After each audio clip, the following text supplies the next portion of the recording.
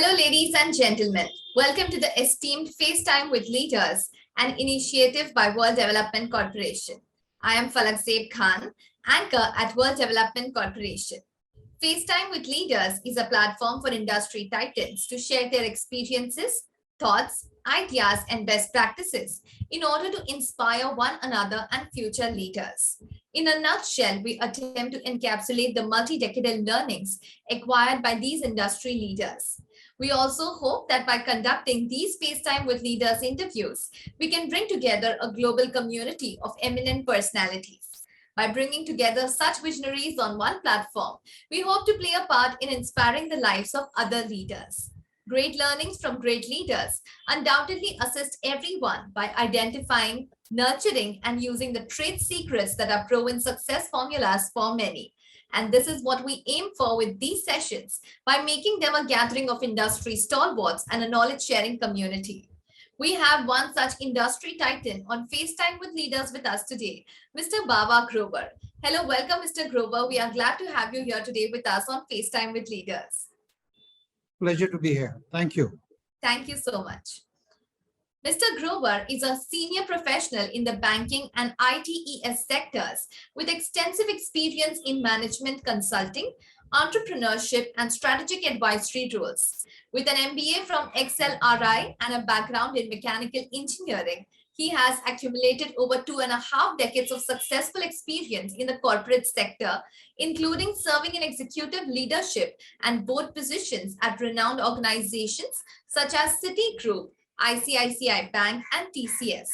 Currently, he serves as a board advisor to 5splash Digital Services Pvt Limited, a mid-sized digital ITES company where he provides strategic guidance, supports growth initiatives, and assists with operations improvement and executive team development. Additionally, he is an active investor with Inflection Point Ventures, that is IPV, focusing on early stage startups in the green and tech sectors. So, Mr. Grover, could you let our viewers know about your career journey so far? I think you've given a pretty good summary, but I'll try and fill in more detail. Look, over 25 years or so, I was very fortunate to have worked across sectors, starting with the manufacturing sector with Maruti Udyog, where I had a very short stint, and then transitioned quickly to banking, corporate banking to be precise, with ICICI Bank, where I had some very great experience of working in across sectors, lending, credit, and so on. And then after that, I transitioned to a Citigroup subsidiary, which was being set up in India to do small and medium enterprise lending. And I was the country head for that division. So we kind of set it up from scratch and built it, from our tiny office in Delhi to a national franchise over the next few years. And by then, this division was doing so well that it had become the most profitable division of that Citi company. And therefore, I was appointed on the board of a Citigroup subsidiary here in India. And, time went on as we continued to grow. And then, global movements took place and that division was sold to TCS. Therefore, I had to move within Citi to another division, which was the ITES division of Citigroup India. And there I again got a great opportunity to work in the ITES services, building ITES services for Citi US, here in India and Bombay specifically. So we built that up again from scratch and expanded to doing work for Citi UK and Australia. And that division again grew from virtually a few people to a few thousand people. And that division, interestingly, again got sold to TCS. So I've been moving within organizations without having quit those organizations. I moved to TCS, and there I got a global role. I continued to stay on the board of the TCS, which had become a TCS subsidiary. So, in that division, we continue to expand, had a great opportunity to build TCS's Philippines operations from the ground zero. And while we continue to grow for the North American market, the European markets, with delivery out of India and Philippines and Mexico and a few other countries. Yeah, so I think had good fun along the way, and great learning and great ability to contribute. And then more recently, one moved to a management consulting firm, Quadrangle Consulting, where we do a lot of work in people assessment, people development, customer experience improvement, operations improvement. And as a part of that, I also started advising the founders of a mid-size ITES company. At that time, a very small company, but over the last 6 years, well, I've been advising the board and the founders and the management team. That company has grown almost 7 times and has become very profitable. And now we are in the process of expanding the operations of that company to North America, and kind of repeating what I had kind of done with TCS some years back. So I don't know whether I've taken too much time, but this is a quick summary. That's really great and very interesting to know. So you have worked across various industries and job roles. Were the transitions as smooth as you expected? Never. Invariably, while, as I mentioned, during those different roles, I went through a lot of M&A experiences. So different culture, different bosses, even the board, some of the members in the board that I was in, we had different people there, from Citigroup to TCS and so forth. And also, however, since I didn't actually quit, the transition was easier. But, when you are building and you are accelerating growth, it's not just good fun, but it's always some interesting challenges and experiences. And then when you're working not just in India, but you have teams and operations overseas, each country is different culturally and, from doing business. And so it's, I think I've been very fortunate to have, led and participated in some very interesting roles. That's really great to know. So which of your accomplishments do you cherish the most and why? Look, I think the list is going to be very long. I'm sorry, but I'll try and, in the interest of time, highlight a couple of them. Yes. In the banking space, in corporate banking, you get to do a lot of interesting stuff. You evaluate your potential clients, customers, and you also build a team and so on.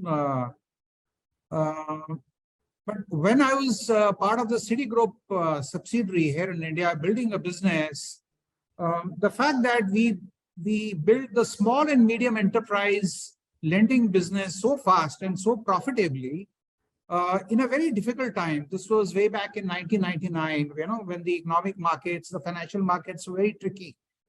You may or may not know, but at that time, the markets were very, very tricky. So we built a very tough business in a very tricky time. And, in tricky times in banking, it's difficult to build a profitable business. So because we managed to do that, I thought I felt very happy and satisfied because of that. And as a result of that, even the organization recognized and invited me to join the board of that subsidiary. Then, interesting thing was that once that subsidiary got sold to TCS, and I moved within TCS to a very different division, from banking to back office operations, ITES services, with a very different, kettle of fish. And we had to do back office operations, not for Citi India.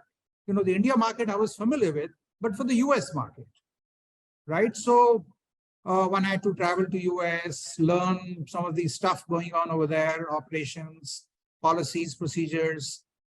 So it was great learning, and then we had to switch time zones because till that time I used to work during India, times. But when you're working for the US market, my own personal time moved from India time to US time. Basically, I used to start work at 6:37 in the evening and continue to work till middle of the night or 4 o'clock. So it was a big change in personal work and as well as working for the US markets. Again, a lot of turbulence, a lot of interesting stuff, a lot of learning, but we made a great success of that. And Citi US, who was our client at that time, were very happy with the work being done, out of Bombay. We grew to Chennai, and then we started thinking of Philippines while that division got sold to TCS. And it was a big deal, very big M&A deal. $500 million is, if you're familiar. So one was involved in some of the M&A detail. We were sitting in New York, meeting potential buyers, discussing and evaluating them just like they were evaluating us, right? And that was a very interesting experience. And finally, we were very happy that we moved to TCS. And in TCS, from working just for one bank, which was Citi earlier, the opportunity grew to work for banks around the world. And so, one started working for different banking institutions in the US, in Europe, in Australia, and also growing the business along the way. And the delivery operations were not just in India, but we reopened the discussion of opening up Philippines Center. And I was very happy that after a lot of discussion and dialogue within TCS, I got TCS board approval to set up the Philippines operation while I continue to work on the board of the TCS subsidiary at that time. And so we built up Philippines. That was very, very, interesting and very, very satisfying. Very, very wonderful to know your accomplishments. So as you have served on a board before, what was the most decisive step you took? Lots of stuff. I can share with you when I was on the Citi subsidiary, which had transitioned to ITES operations for the US. One of our challenges was to do collections work for the US market, banking collections work. The banking collections work in the US market is highly regulated. And so you require licenses to do collections work in each of the 50 odd states, in the US. So I think initiating the licensing activity with some of my team members, understanding and getting board approvals to file, for those applications and finally get those licenses and then getting those operations started was a mammoth, huge task with a lot of legal, operational, and other nuances, as well as a lot of strategic understanding of what is required in the US market and how we're going to manage that with staff working out of India.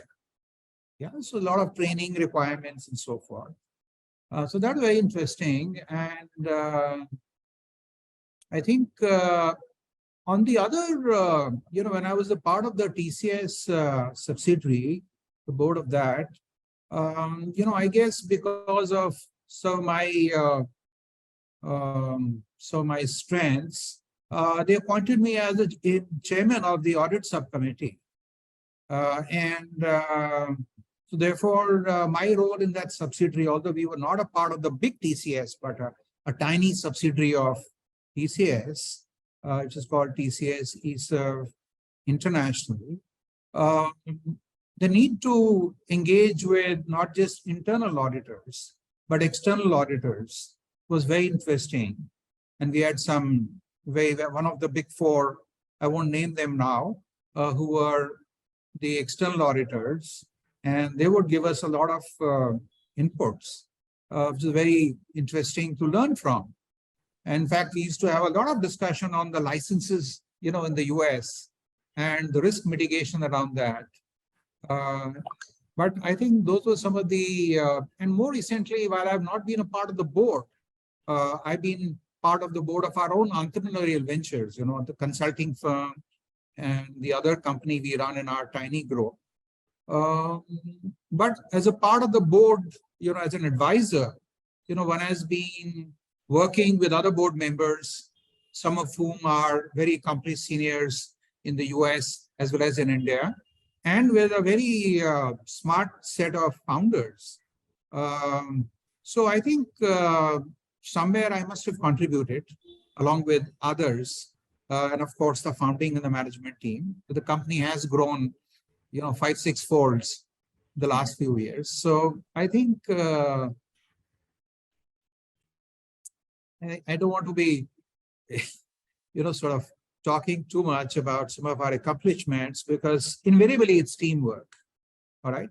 And but I think as a part of the team on the boards, I think we did a pretty good job in almost all the boards that I served on. And then when you are also serving the board of your own companies, then pretty much, all those stuff and more, are a part of your responsibilities. So I think it's been good fun. And I think I've had a DIN number for the last 15 years, the board DIN number. And I think one has, over the years, learned a lot about not just what we should be doing here, but what not to do. So sometimes that is more important, from a regulatory and from an ethics and from an integrity standpoint. Yes, yeah? Definitely. So as an ESG and corporate governance expert, what values do you bring to the table? Look, ESG, I've been fond of ESG for years and deeply interested in, the environment. So, for example, in the ITES company where we are a board advisor, just a few months back, we initiated a lot of green initiatives, greenery inside the campus, even during the COVID period was ending, so that the cleaning of the air is done by plants and not just by masks and by other sanitation measures. Yeah. And now we're starting the process of measuring our carbon footprint and spreading the word, in the teams and different, this company's got 8 operating sites in India. So we are trying to train and orient people about the importance of ESG. And on ESG, apart from the environment, on the social and the governance, I think in this company, we are very, very strong. On the social, we do a lot of work already in terms of hiring people, with handicaps and so forth. And the people who've had, tricky personal backgrounds. And so we consciously look for such people and hire such people. They turn out to be great employees, by the way. And also on the governance, we have been steadily making steps and getting various certifications and so on. So that's, in a nutshell on the ESG and what is the other thing, on operations, I'll be very honest with you, operations is an area of strength. And sometimes, you mentioned strategy. My view is that, strategy and the big picture is always very important, especially in these tricky times, with new technologies and so forth. But how do you integrate and how do you strengthen operations? How do you execute well is sometimes far more important than strategy. And I'm known for this, on the board of this company. They all say that, Bawa, we look for operational strengths. And I keep telling them, if you're operationally weak, your strategy will never work. Yeah. So does this help? Yes, definitely. And when we talk about technology, what are some of the most remarkable changes have you seen in your field with changes in technology? And what changes do you expect to see with the advent of IoT, AI, ML, blockchain, big data, and Web 3.0? Well, that's a very interesting and a big question. Okay, and one can go on and on. Look, we are living in something called the 4th industrial revolution. Okay. And as you may be aware, it's all about new technologies and the pace of change, which has now grown exponentially, driven primarily by technology. And all the technology tools that you have mentioned rightly are all coming into operations of every company and every organization at the same time. And I think as a result of that, organizations are going to be leveraging the opportunity of this change, as well as struggling with integrating some of these technologies into their workflows and managing people and their anxieties and their learning challenges. So it's going to be very, very interesting, because as a result of these technologies, the pace of growth can potentially accelerate. But the risk and the potential operational problems can also increase. I mean, as an example, I can tell you that as an individual, I am pained to see the number of AI-driven marketing calls that I think all of us are getting, and some of them can be very painful. Yeah, so that's the pain of AI, which I think organizations have to fix. So cybersecurity and blockchains is going to be very, very interesting as it improves and reduces some of the multi-pronged operations which are being done in multi-departments by using blockchain based operational operations to reduce some of the dead wood, right?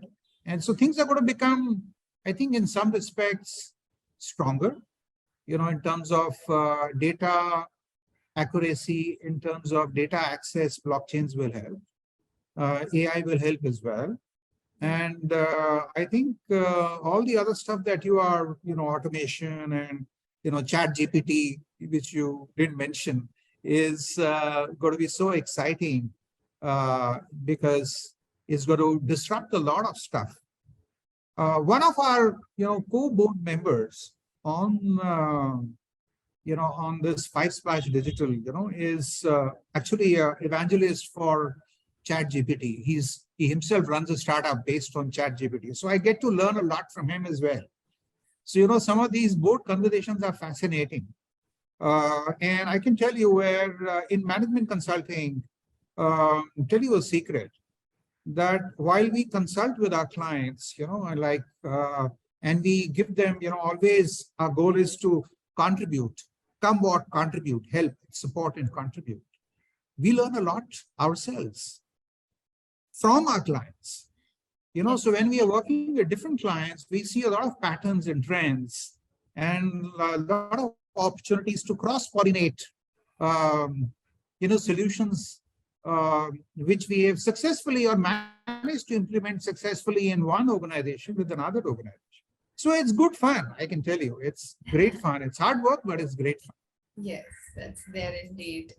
So as you know, we are building a community of industry magnets. The move is meant for cross-pollination of knowledge and building a knowledge-sharing community of corporate giants and industry experts. So what are your thoughts about this initiative taken by Mr. Zishan Pathan, Mr. Hemal Mehta, and the whole World Development Corporation team? I think, first of all, I want to compliment, all of you guys for even conceiving of this World Directors Institute. I thought it's a great initiative. Having gone through the course, I think you all have done, I think it's a very young organization. And even in this young time, I think you've not just conceptualized this well, but I think you are moving in the right directions. The environment is a great space that you are, walking as well in. And I think this whole thinking of trying to build a community is a great step. And I can tell you that, since I do some venture capital investment in Gurgaon, as you know, it's a big hub for venture capital. There are founders who land up on my desk every few weeks or months to bounce their ideas with me. And so we have some very interesting conversations. They come to learn from me. sometimes I find that I'm learning from them. So it's good fun. So it was fantastic conversing with you, and I'm confident that your insights will inspire future leaders. Thank you, Mr. Bawa Grover, for joining us today. We wish you the best for your future endeavors. Moreover, trust that this initiative by Directors Institute unquestionably expanded the participants' understanding and enriched their minds. Thank you so much once again, Mr. Grover, for sharing your wonderful insights, your values, and your journey with us. I'm sure everyone watching this, it is going to help them grow in their careers too. Thank you for being with us today on FaceTime with Leaders. Thank you, Falak. Lovely talking to you. Lovely talking to you too. Thanks a lot, sir.